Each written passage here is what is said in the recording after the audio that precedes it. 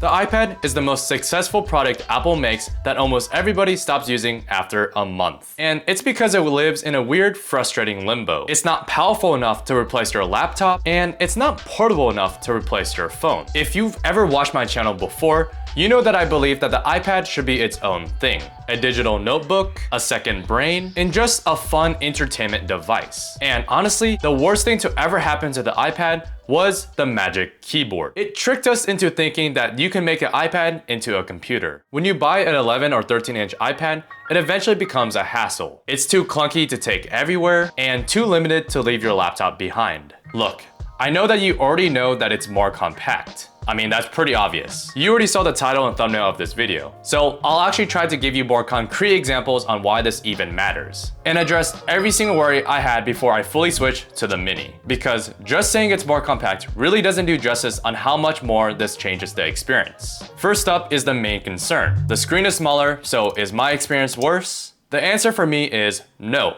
not really. Mainly, I use this for reading, watching YouTube, and watching anime. So you would expect the experiment?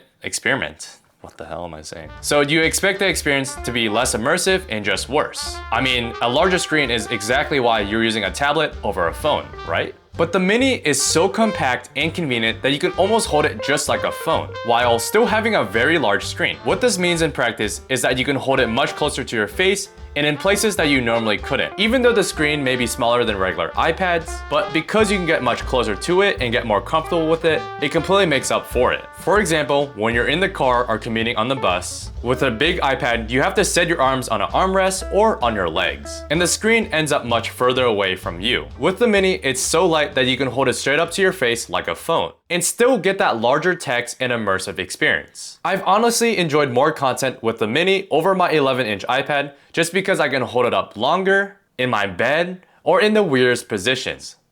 With a regular iPad, you really have to be in a perfect situation to use it, which kind of defeats the whole point of the iPad being the ultimate entertainment device. And for reading, it is the absolute perfect size for e-readers. While the 11-inch was nice for manga, it just wasn't the same size as a regular book. It felt way too awkward to hold and read for a long time. The Mini is so close to a real-size book, making it more convenient to bring around and read. My phone was always too small to read at a perfect distance, but at the same time, I just didn't want to think about bringing an iPad just to read. The Mini is that perfect always have on me device that you can just pull out and read any chapter at any time you'd like. The second concern I hear a lot is note-taking, and I totally see why. A larger screen is obviously going to be better when viewing massive notes filled with complex equations and diagrams. But for somebody like me, the whole point of note-taking is just to take in information better and write down what I'm thinking. And here's a trick. If you set the Mini in landscape mode, it actually becomes a very similar width to an 11-inch iPad set in portrait mode. For me personally, I actually write most of my notes in portrait mode. So setting the Mini to landscape mode is actually a pretty similar experience. I just have to write more line by line rather than being able to see the entire page at once.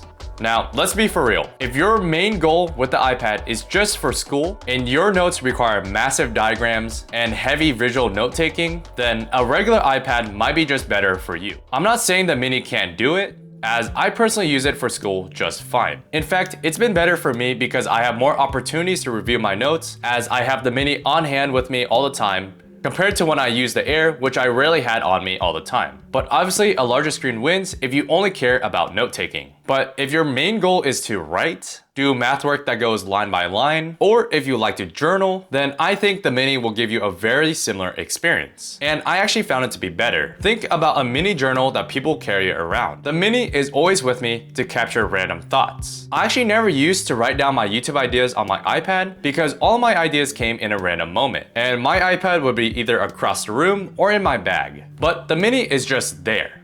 It can be in my pocket and I can just pull it out and jot down my thoughts. Plus, there's one thing that people don't realize about big iPads. You have to set them down on something to write.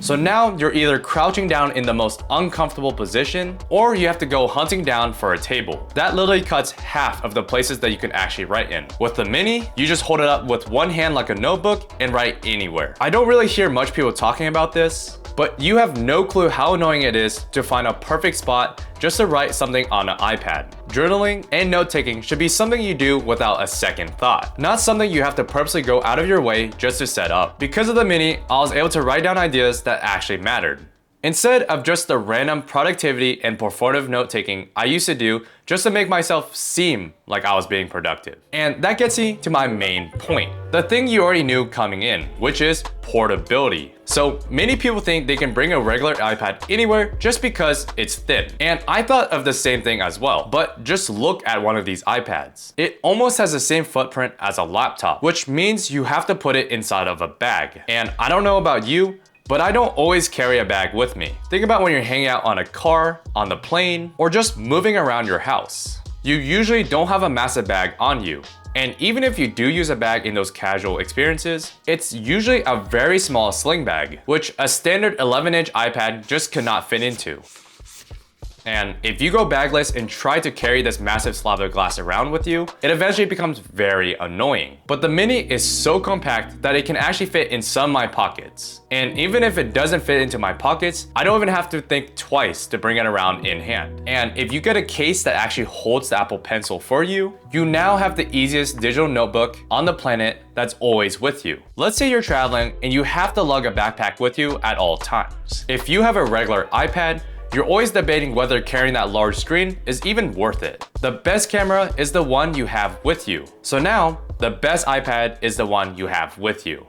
We have to talk about the biggest concern I hear all the time, the performance and screen. Now, if you're coming from or planning to buy the Air, the performance and display really is the same, so you really don't have to worry about this. But every single review or comment always complains about the lackluster screen, that's 60 Hz, and just an LCD. And to be completely honest with you, I'm not happy either. It's really annoying that Apple hasn't given all their iPads a higher refresh screen at this point. The LCD screen, I can give them a pass for that, because even mid-tier or budget Android tablets are still using LCDs as well. Plus, most people use a matte screen protector on iPads, which already reduced the deep blacks and sharpness. The only real benefit to OLED is the rich colors. But honestly, the colors on the Mini look great. It's just the 60 Hz display that really makes this iPad feel very cheap. But if the iPad Mini, rumored for later this year, comes out with a higher refresh rate and OLED screen, I might just take the financial loss and buy it immediately. This thing has become the one device I turn to for literally everything. It's like my safe zone to slow down and organize my thoughts during a stressful day, while being completely effortless to carry around.